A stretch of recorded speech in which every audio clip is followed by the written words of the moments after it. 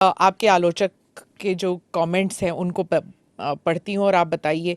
जो दिल्ली के chief minister हैं वो कहते हैं, वो सवाल उठा रहे हैं। उन्होंने कहा कि ये जो अंधाधुंध लोग आएंगे, बीजेपी उन्हें नागरिकता देगी, उससे थेफ्ट, रॉबरीज, रेप बढ़ जाएगा।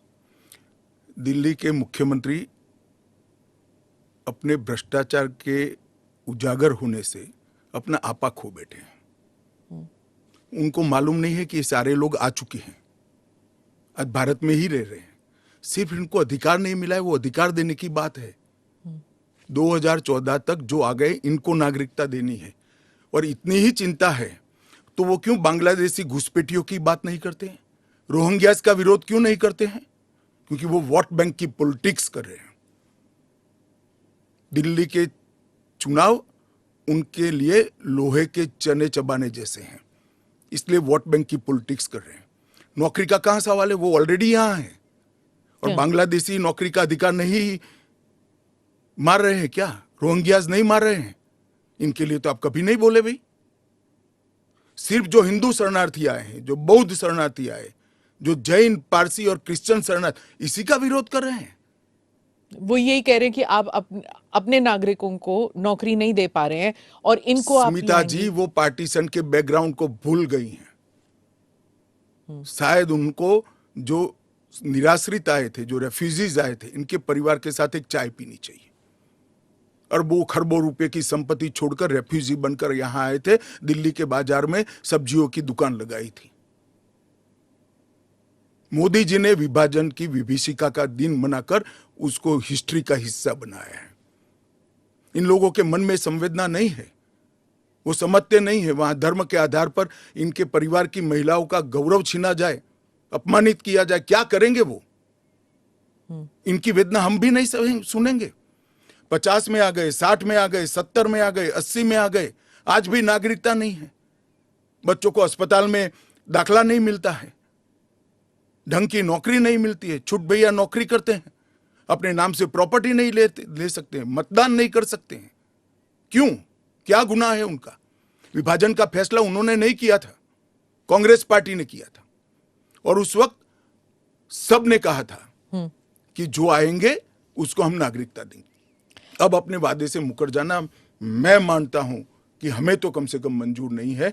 इनकी संवेदनाओं को भारतीय जनता पार्टी भी महसूस करती है, इस देश के प्रधानमंत्री भी महसूस करते हैं, और हम मानते हैं कि इनकी ये 75 साल की वेदनाओं का अंत कभी न कभी आना चाहिए, और ये चुनाव के पहले आ जाए वो ठीक है।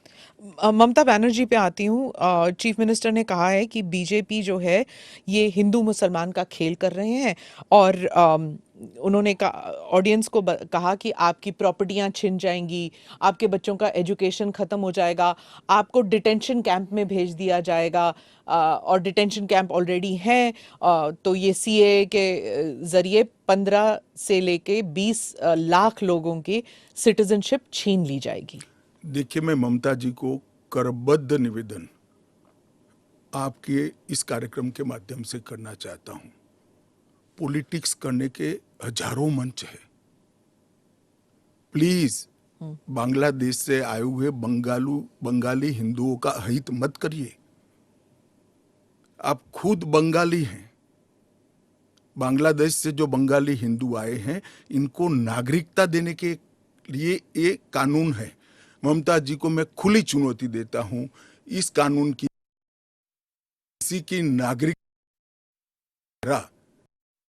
रूप से वो खौफ पैदा कर रही है, हिंदू और मुसलमानों के बीच में विखवाद कराना चाहती है, अपनी वोट बैंक का कंसोलिडेशन करना चाहती है।